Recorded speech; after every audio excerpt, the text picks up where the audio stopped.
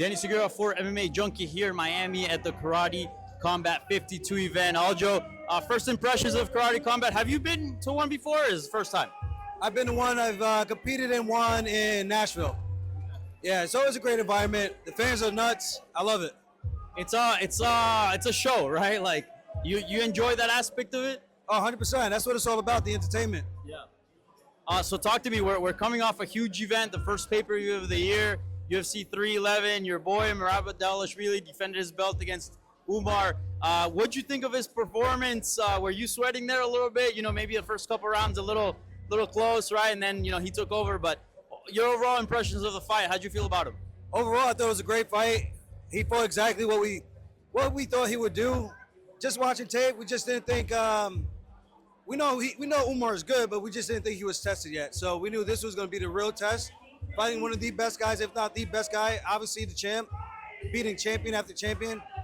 I mean, what's better than that in terms of test value, right? So there was nothing too crazy that he brought to his game. The main thing we focus on, not getting control on bottom. And if you could keep the fight standing, we thought he would do really well mixing in the takedowns, and he did exactly that. You've trained with him, you've known him for a long time. Talk about his cardio because, I'm sure Umar trained his ass off. He looked in incredible shape, but even then his cardio wasn't, up to par to Merab's. It just seems like there's professional athletes and then there's Merab Dvalishvili. Yeah, definitely. I remember, I think it was 2017, and I did a post-fight interview, and people asked me what's my secret to my cardio. And I said, if you want good cardio, get yourself a Merab. And that was true then, it's true now. The guy is an absolute tank, man. I really do think, like how I have a third leg, he has a third lung. So I think there's something to be said about that. That was a good one, by the way. I caught it.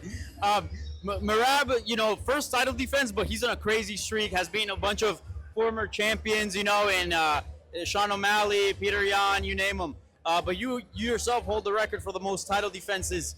Who do you think is the greatest in your opinion at 135? Because, you can make a case for both, right? You can definitely make a case for both. I would say all three, between myself, Cruz, and Merab.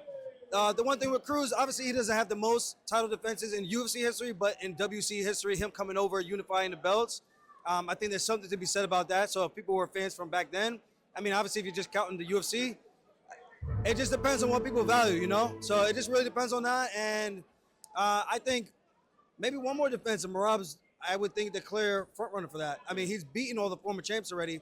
I've beaten 4 champs. He's beaten 4 former champs now. Who else is there left for him to beat? He's cleaned up the division already. And I think at this point, he kind of needs some new blood. And if not, maybe run it back with Peter Yan and remove all doubt once again, because obviously Yan built himself back up. But just show the people why he is who he says he is. I've said this on a show that we have on MMA Junkie called Spinning Back. Like if you were to beat Umar, which he did, we're guaranteed at least 2 or 3 more title defenses. I don't know, I don't see anybody right now at 135 that could, compete with him. You looking at the landscape, being a former champion, do you agree with that? Do you feel like we have a champion here for a long time? 100%. I told him in the back room after he won, I said, brother, I'm telling you right now, you just got your first defense over who they said is supposed to be the toughest guy. And look what you did. Look how you made him look. I thought it was 4-1 easily. And with that said, who's his next toughest challenger? He 50-45 Piotr Yan, who's a tough dude. Obviously, he's looked incredible in his last few fights, but I just think the gas tank is such a weapon. I told him, if you want to be the champ for a while, you will be the champ for a while, and you will break my record. It's just up to you. The only person who can beat you is yourself. I truly do believe that. And I got to ask you now about your career.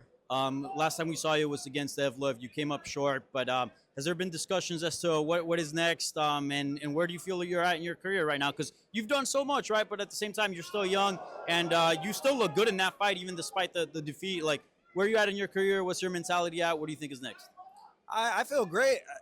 A lot of fans don't think I lost that fight. I watched it back a couple times now, and I still don't think I lost the fight. Obviously, the judges are the judges, so whatever they say is going to stay in the history books. I would love to run it back with him. If not, maybe fight Arnold Allen. What's up, brother? How you doing? Maybe fight Arnold Allen, Brian Ortega. I want to fight up. I don't really want to fight down, but if I have to prove my worth again, then it is what it is. I'm still chasing that goal. If I can get a second gold belt, man, that's another legacy thing that people can't take away from me. So I'm chasing history, man, at this point. Of course, the paychecks are good, But I'm not fighting just to be in there to say I'm fighting. I'm in there to beat the best guys. I'm in there to say I fought the best guys, and that's what it's about for the rest of my career.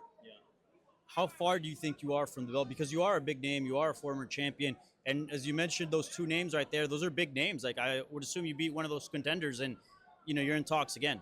100%. I say maybe 1 or 2 fights away. So it just really depends on the landscape, how I look in the fight, what Topuria is going to do. If he's going to vacate, then that puts 2 new challengers to fight for a vacated belt. So it really depends. I don't really know what's going to happen in the future, but I'm patiently waiting. Hopefully I can make my return in April, maybe fight again in August or September, and get ready to go. By the way, how's Funk Harbor going? I see you got the merch right here. Great name, by the way. How's it going? It's going very well so far. We got the white rum coming out, and I think February 17th it gets to the States from the import. So we're just excited, man. Rocking and rolling. I'm the full owner of this company, so I'm doing all the paperwork, all the legwork. So there's a lot of red tape behind it, but it's fun just to get to learn it. I'm not just slapping my name on a product. It's something that I actually test tasted, and I love the product. We were actually just drinking on the broadcast. These guys love it. It's just a matter of getting the exposure, getting the name out there, and Funk Harbor to the moon. Merab tried it or no? Merab tried it. He loves it. He doesn't drink, but he tried this, and even after the fight, he said, I'll drink some Funk Harbor with you. Awesome. Well, thank you for your time, man, and excited to see what's next for your career. Thank you. I appreciate it.